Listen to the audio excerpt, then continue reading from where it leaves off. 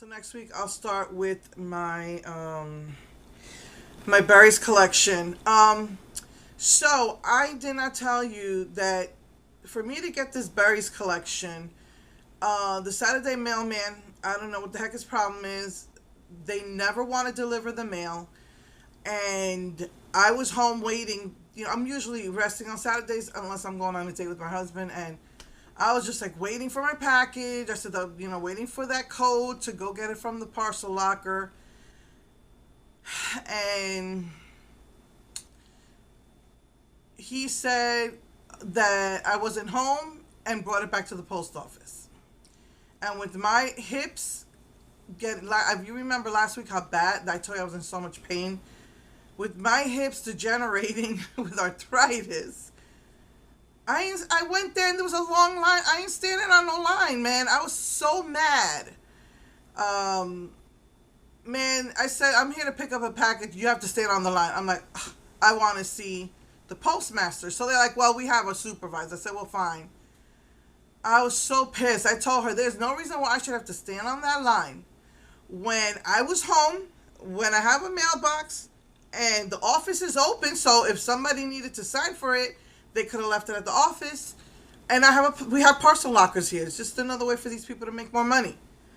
If you don't pick up your package within 2 days, not even like a day and a half, midnight the next day, they're charging you, I don't know if it's $3 a day or $6 a day. I think it's $3 a day. And so there was no excuse. I'm pretty sure the mailman is supposed to have the code to come to the door. So the Saturday, mailman just never wants to send my mail back. And I've complained and complained and complained. But anyway, so I told her I was mad.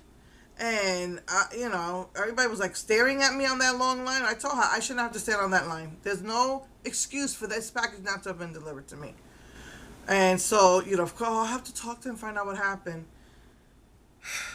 Today my Barbie collection was supposed to arrive. And I signed up for text messages. According to the post office, it still hasn't been delivered. However, I got a text saying package was left with individual. It's saying it again. Package left with individual. That means they delivered it to me. There's no package in front of my door. Let me go double check. Yeah, check.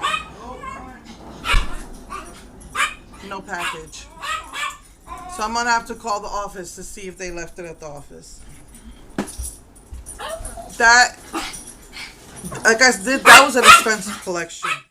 Yes, Miss Arlene, your package is in the office. Oh, thank you. I didn't get it. It said that they left it with the individual. He knocked on the door and you didn't answer. That's OMG. They always say that they're such liars. I've been sitting here all day waiting for that package. He's right here. He's right here. He did. He said he knocked. Is it the regular mailman? I don't know. We've been home all day. I don't know. All right. Thank you so much. I'll pick it up in about an hour. Thank you. Okay. Thank you. All right. Bye-bye.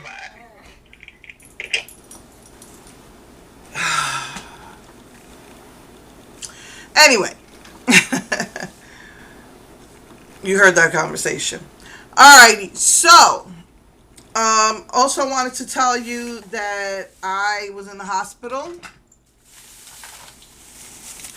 I said back in December that I was feeling the AFib. I thought maybe I just wasn't eating right.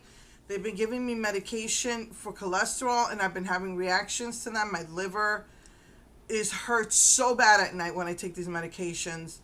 So I took one medication for a whole maybe a month and a half, just dealing with the pain of the liver. And they did my blood work and it didn't do anything. My cholesterol's still ridiculously high. And then they gave me another medication and it was doing the same thing, really bad liver pain at night. So it happened twice in December and once in January.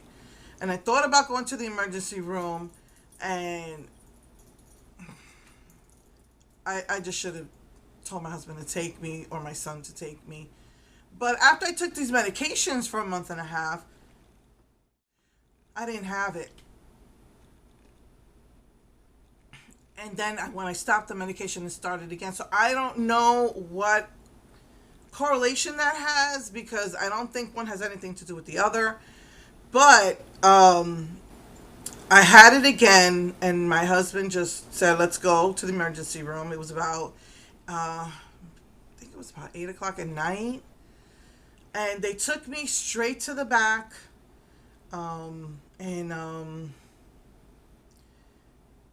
I was at 200 beats a minute again, and they said that they were going to give me medication, and that they're gonna have to keep me overnight. And but the way that they do it is, if the pills don't work and they have to put me on an IV drip, I have to stay in ICU. I'm like, what?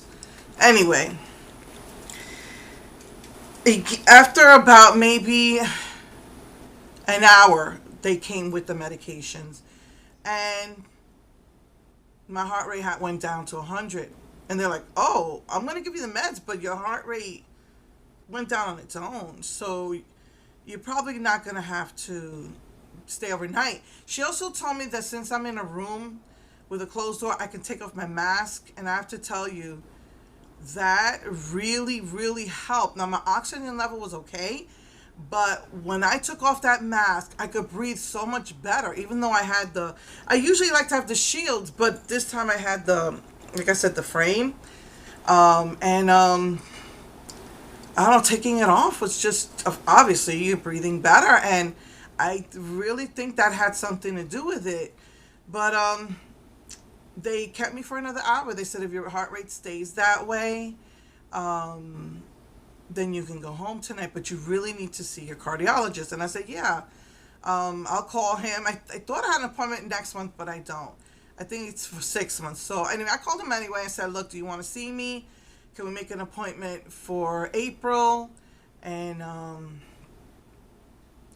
he said that I didn't even know that they have different cardiology specialists, and I need to see an electrocardiologist. That our body has electrical something or other is off, and he needs to find out what's going on. So I have to do that now. I have an appointment. I know that starting this week and next week, I really, really need to get my house all cleaned up again.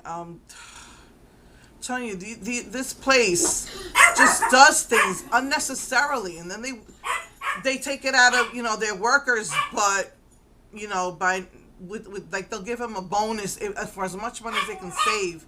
They'll get a bonus. If they can't save money, they're not getting no bonuses.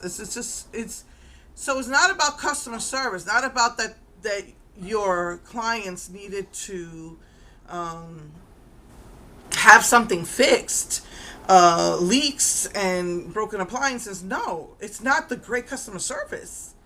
Your great worth ethics that get you your bonus. It's how can you save money for the company, which I think is so freaking backwards. Anyway, it does cause problems sometimes with work. The workers get all anxious because they're up their butts, and then they go get up your butt and it's just I hate that system.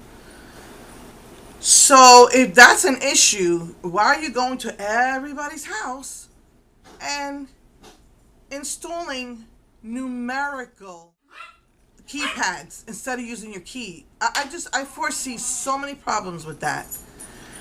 No more keys. And now it's going to be keypad. It's like so freaking unnecessary. But anyway, I said, you know what? I'm going to have to get this house cleaned up. We tried to do light cleaning, but it needs a good cleaning. And I said, might as well invite my brother over. I mean, we've seen each other's houses at our worst, but, you want to have a nice house for when you have anybody over. So, starting this Thursday, I'm going to have to start, doing things, getting it ready for these ridiculous thing that they're doing now, and for my brother. But anyway, so that's I had to make the appointment. I said any appointments that I do is gonna have to be for after all of this, stuff happens.